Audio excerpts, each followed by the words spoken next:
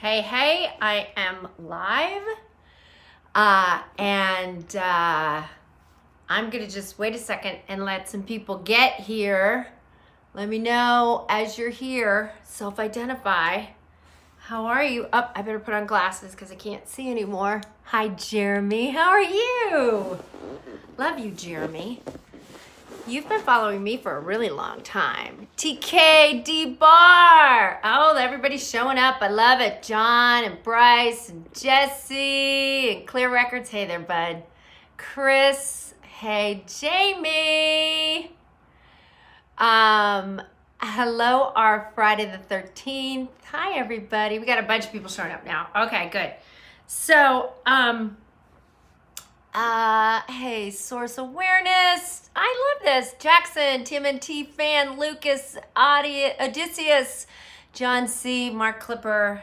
I love you guys. I love that you're here.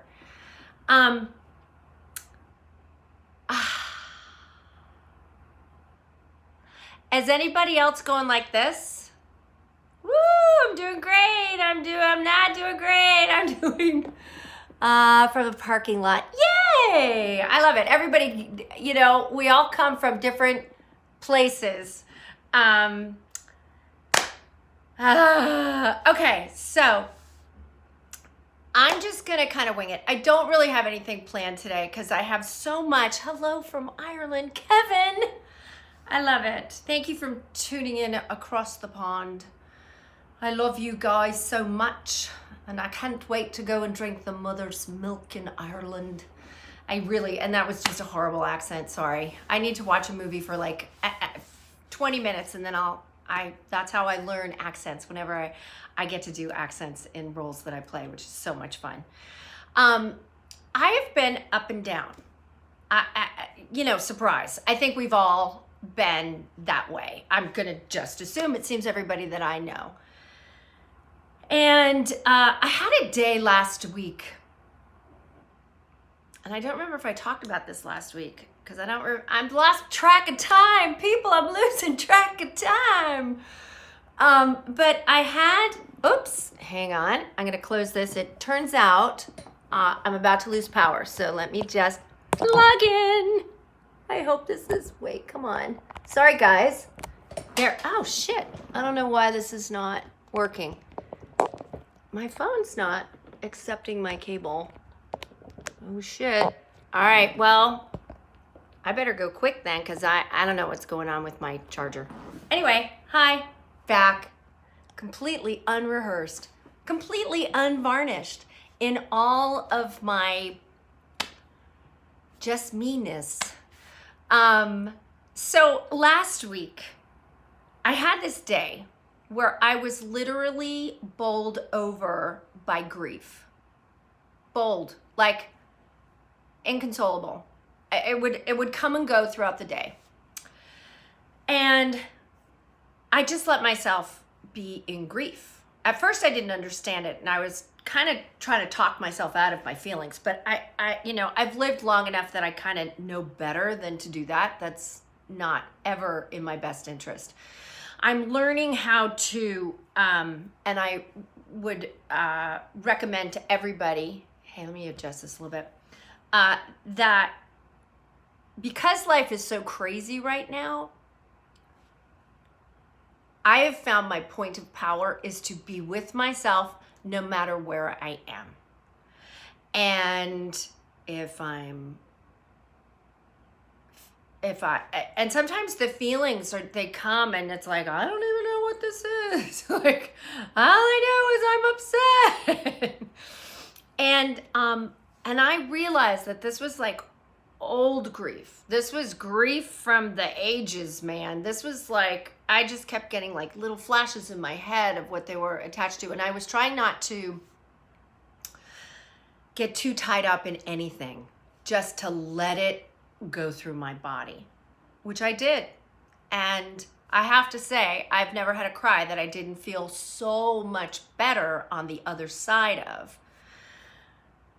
But then the interesting thing to me was the next day I woke up in such joy, in such incredible joy. It was just like, wow, go. And I thought, man, I gotta feel my grief more. And I had a bunch of good days, and the last couple days I've been getting a little wonky. And I'm like, so what is going on here? And I realized that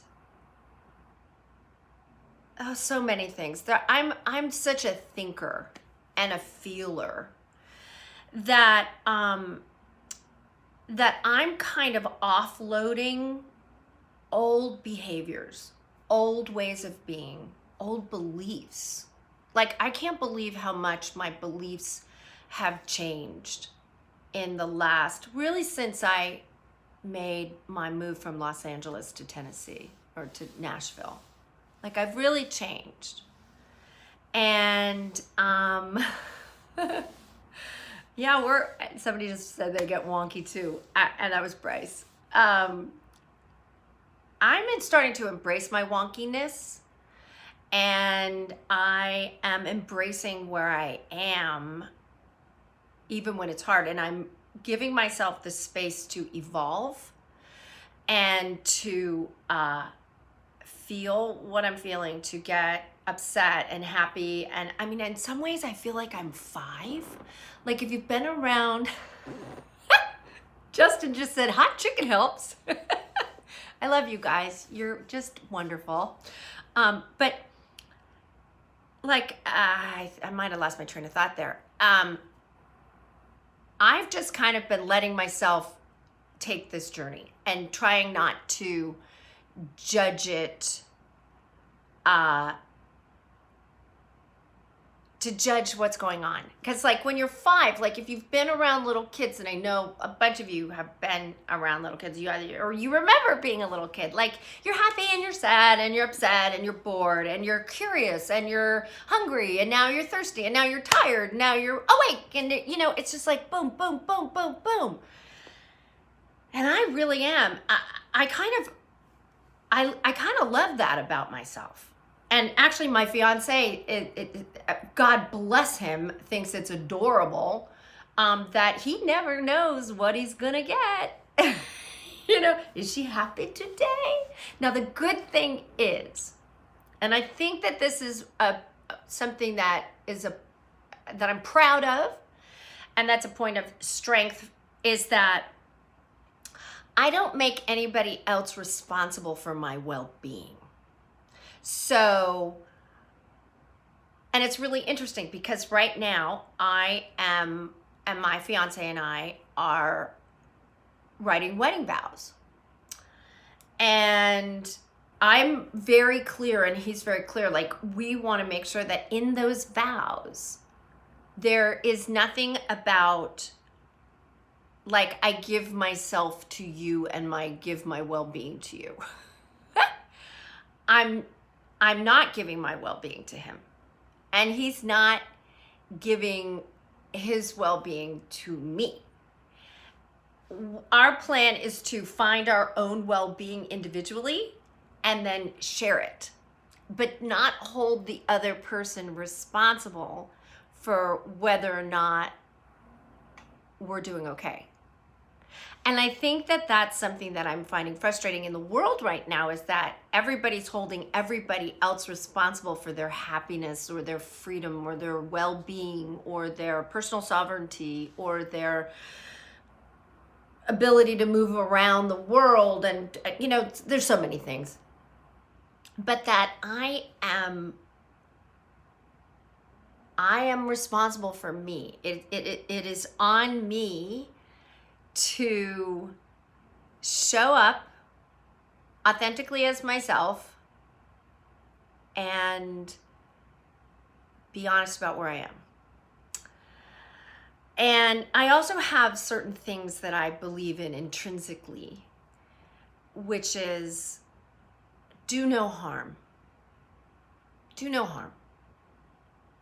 Even if you really, really disagree with somebody, unless somebody, is getting hurt, I mean, then you've got to step in if somebody is being physically abused or so, I mean, like, you never hurt children, you make sure, I mean, it's within reason. It's sort of the golden rule. But to make sure that I am always being kind. It's something that I've really had since I was little. And when I'm not kind, and I have many moments where I'm not kind, because I have a nature of kindness to me, when I am being unkind, it hurts me just as much as it does that person that I'm inflicting my unkindness on. It's like instant karma. And I have a preoccupation with wanting to feel good. And by good, that doesn't mean happy. That just means in my truth. And so something that's come up this week, an interaction with a friend, and I want to talk about it without divulging what it is, because I don't want to in any way not, I want to keep people's privacy, but it was about being selfish. Selfishness versus selflessness. And I'm starting to have very strong thoughts about selfishness. And I think that we have the definition of selfishness wrong. I think we see it only as one thing, and I think that everything, there's a duality with so much in life.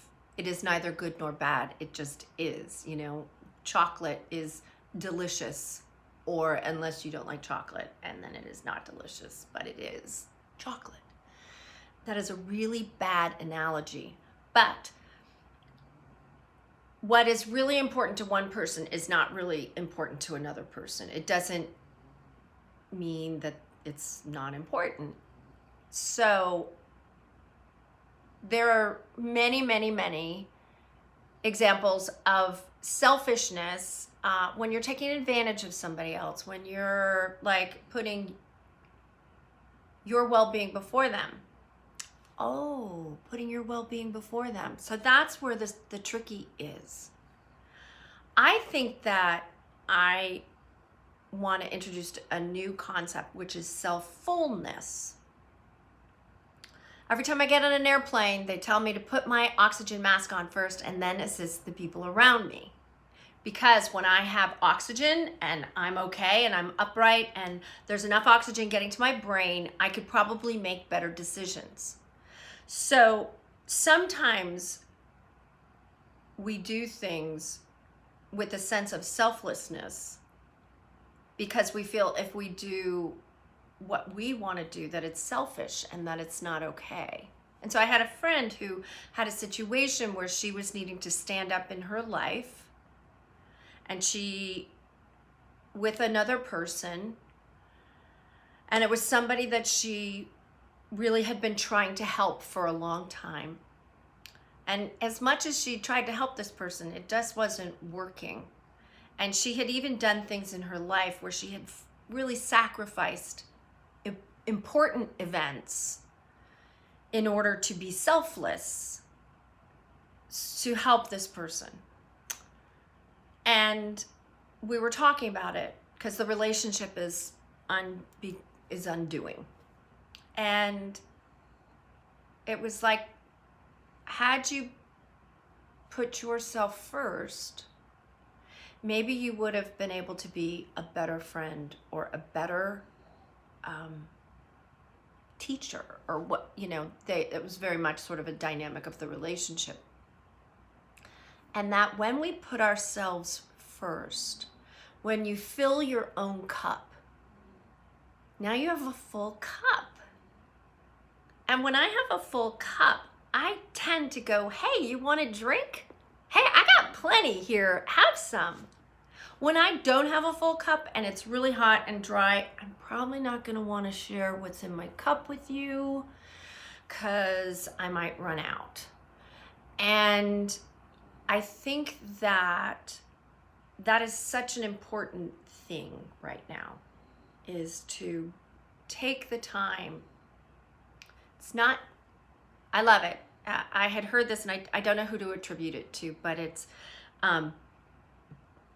not being self-centered. It's being centered in self. And excuse me, I got a hiccup. There's a difference. Being centered in self gives you something to stand on. You're centered in yourself. We talked about it actually last week about being grounded. Like, I went out today and I made sure that I grounded. Like, I literally put my feet on the earth, breathed, and looked at the trees. And it was wonderful.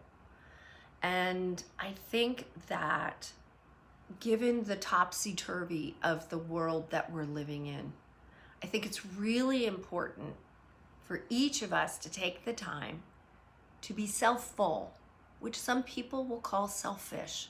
And I'll tell you this, they will probably call it selfish because they're wanting you to do something for them or be a certain way for them that you're not willing, capable to, or desiring to be that now. You're choosing yourself. And I think doing that is hugely, literally by doing that with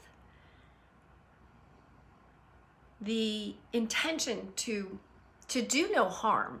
And I don't think that when you do things for yourself, you are doing harm. Like, if it's really something you need, it's not doing harm. Now, people will accuse you of that. They will. You're not behaving the way I like you to behave. And you have to be able to take it. And you got to be able to be okay with that. And so as we write some vows, I am so clear that I will not give my husband, future husband, the responsibility for my well-being. In fact, my gift to him is that's off the table. My well-being is my job, and that I will come into this marriage and into this relationship as an individual and join with him as two individuals who love to look after one another, who love to delight each other, who love to go on adventures together, who love to support and create and play. And that, what would the world look like, though, really, if everybody just was responsible for themselves and their well-being and didn't need you to be a certain way in order for them to be okay, or for me to be a certain way? Like, I don't need you to be a certain way for me to be okay. Wow! Like, people don't want to do that because that means that you have to be responsible for yourself. And that would require looking at yourself. And the thing that, it's so interesting because, I called this Wake Up Wednesday, the Thursday edition. And I realized that there's kind of like a couple of camps right now. People who want to wake up and are waking up, and that is such an individual experience. It's such a unique to each person what that looks like. There's no one way. There are people who are actively involved in waking up, and there are people who are holding so tight to not changing, to staying asleep, that it's astonishing to behold, and that is their choice, and they get to do that. And the other thing about waking up that I will say is it's messy. It's so messy, which is why people don't want to do it. Because when you wake up, it means that you're going to have to look at yourself and your life. Like, I feel like spiritual awakening is an ongoing process. It never ends, and you're always awakening to something, and you're always growing, and you're always learning. At least that's the way that I look at it. And that a lot of times when you wake up to something, it seems to be a lot of times that you are noticing what's not working and your life starts to fall apart. And it's really uncomfortable. And I think it's because you've just taken your comfort zone and expanded it.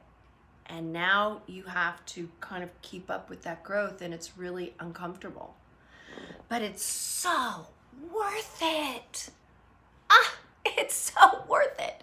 Like, I am such a self-development junkie, I love learning stuff. Like, I'm constantly learning. I just love that. That is my jam. It's not everybody's jam, and I totally get it. But the other day, when I was in all that grief, I had this opportunity to look back in my life, and I realized I've always been like this. And I noticed all the times that I turned away from my true nature. And ultimately what that grief ended up being about was all the times that I was simply trying to really be me in my truest expression. And I told myself I couldn't, or it was wrong, or I needed to be different. And the sorrow of like that little girl who lives inside of me, who kept getting pushed around, who wasn't allowed to just be her wonky, happy, sad, I like this, I don't like that self. Every time that I negated who I truly was over the years. And I'm into my 50s, guys, so there's a lot of years of doing that. Now, I have followed my path in many, many ways, but in many, many ways, I haven't, and I'm following it now, and it's wonky. It is crazy. It has moments of like, who am I? And I'm just holding my own hand and loving myself through it. And I just encourage that for everybody, to just hold your own hand and love yourself in all of your messiness and brokenness and confoundedness. I am nothing but contradictions. And I actually think it is, and now I know that men experience this as well, but I think it's something with women. We are these chaotic whirlwinds. And this is a crazy generalization, and not everybody's gonna, be the expression of this. But I find certainly the women that I most gravitate towards, and my women friends, good Lord, I would die without them. They are my heart and my soul, and I love them so much. And I have great male friends too. I really, really do. But we are like wild winds. We're like wild women. We're like this swirling, chaotic wonder. And it's something that my partner, I'm so blessed because he thinks that's awesome. Like, he digs it and isn't like, and he's okay with it because I'm not responsible for his well-being. He's not responsible for mine. So I can, and then, whoosh, the storm has ended. The 5-year-old had her meltdown and now she's back, So I just want to say that to everybody, that that in this time where it's just the unraveling just keeps happening, Just hold your own hand. Be selfish. But remember, when you're being selfish, just maybe call it self-full. Like, do you, and let them, I got a little something on my hand, and let them do them. And I'm always in a stronger place when I'm not trying to change somebody else's mind to get them to come over to where I am, where I just kind of live and let live. I let them do them and I do me, and we can coexist. And I feel like that's something you could hang your hat on. So that's what I got. How are you guys? I just got a thumbs up from Odysseus. I love you guys very much. You know that. Did it snow where I am? It snowed one day, but it was gone. You know, Nashville's subtropical, so we don't get a lot of snow here, but it's always fun when we get it. I love every minute of it. And then it'll be like 70 degrees today. I love when I get a chance to just hang with you guys. I hope that it's good for you too. Oh, I love it. I'm getting some love from Kuwait. I love that this is in Mexico. Oh, New Mexico. I love, yes, outside my window, it is cold. It is very cold out there. I love hanging with you guys. I love seeing your comments. I love being with you. I hope that there's something that I am actually giving back that resonates with anyone who could use a little love and a little joy or a little something to think about. So I'm going to sign off. 80 degrees where Rebecca lives. Go, Rebecca.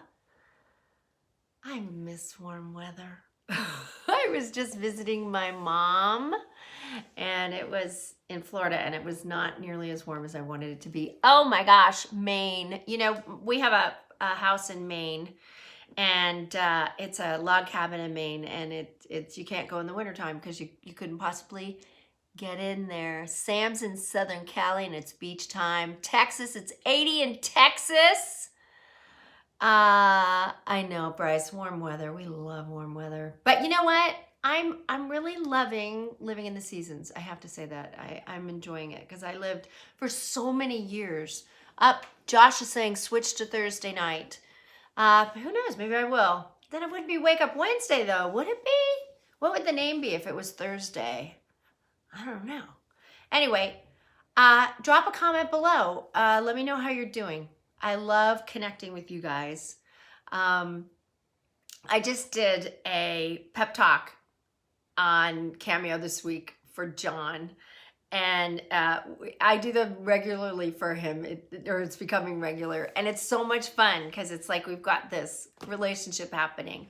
That's fun. I guess it's one way because I don't really get a chance to talk to him. But I think down the road, I'd love to figure out a way for us to do this in a way that we can interact with each other a little bit more. I don't think that YouTube is the platform for that. Because I'd actually like to see your faces. So I'm gonna figure that out. I don't know. You know, I got so many ideas. Nothing but ideas. All right, I love you guys.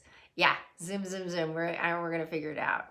I will be talking to you soon. I don't know that I'm gonna be here next week. I got some plans, so I may not. You may see me in 2 weeks from today. Yeah, as a matter of fact, I'm going to say, I'm not going to be here next week, but I'll see you the following week, and I'll have some good news. So I love you guys. Mwah.